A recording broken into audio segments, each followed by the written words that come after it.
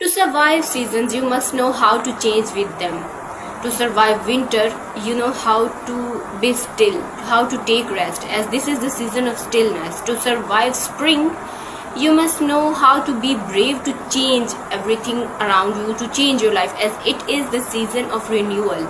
To survive summer, you must know your own magic, because this is the season of abundance. And to survive fall, you must know how to let go the things, because this is the season of reflection. These all season teaches us how to spend our life.